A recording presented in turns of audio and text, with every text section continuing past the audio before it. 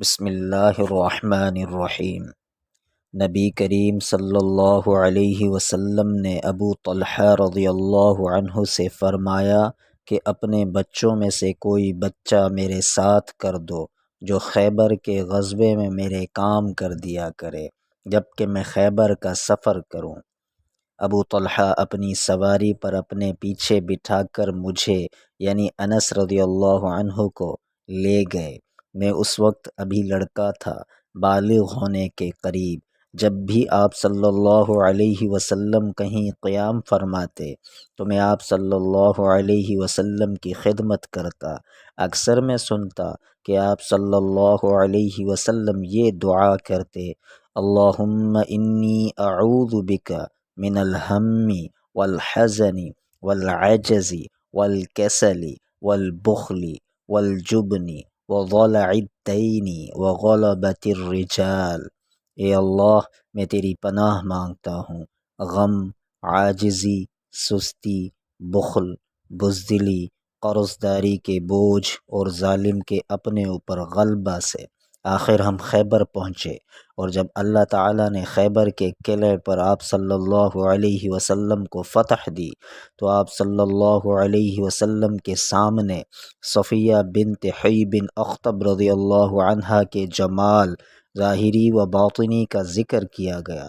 ان کا شوہر جو کہ یہودی تھے لڑائی میں کام آ گیا، اور وہ ابھی دلہن ہی تھیں، اور چونکہ قبیلے کے سردار کی لڑکی تھیں اس لیے رسول اللہ صلی اللہ علیہ وسلم نے ان کا اکرام کرنے کے لیے کہا، انہیں اپنے لیے پسند فرما لیا۔ پھر آپ صلی اللہ علیہ وسلم نے انہیں ساتھ لے کر وہاں سے چلے۔ جب ہم سد الصباح پہنچے تو وہ حیض سے پاک ہوئیں، تو آپ صلی اللہ علیہ وسلم نے ان سے خلوت کی۔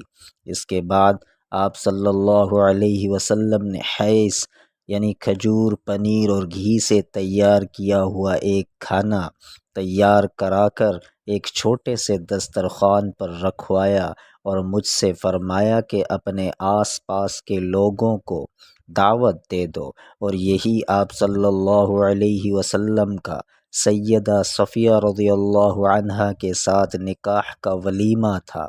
آخر ہم مدینے کی طرف چلے۔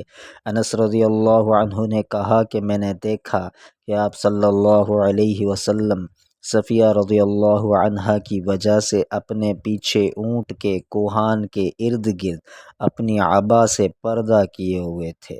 سواری پر جب صفیہ رضی اللہ عنہا سوار ہوتیں تو آپ صلی اللہ علیہ وسلم اپنے اونٹ کے پاس بیٹھ جاتے اور اپنا گھٹنا کھڑا رکھتے، اور صفیہ رضی اللہ عنہا اپنا پاؤں نبی کریم صلی اللہ علیہ وسلم کے گھٹنے پر رکھ کر سوار ہو جاتیں۔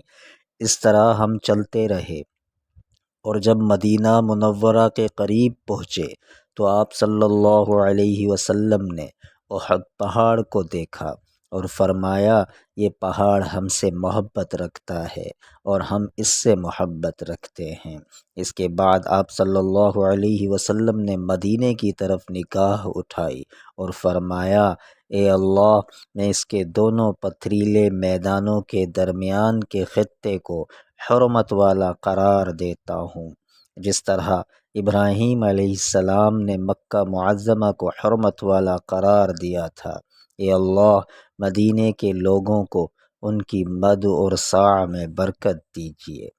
جزاکم اللہ۔ کتاب جہاد کے بیان سے، حدیث نمبر 2893۔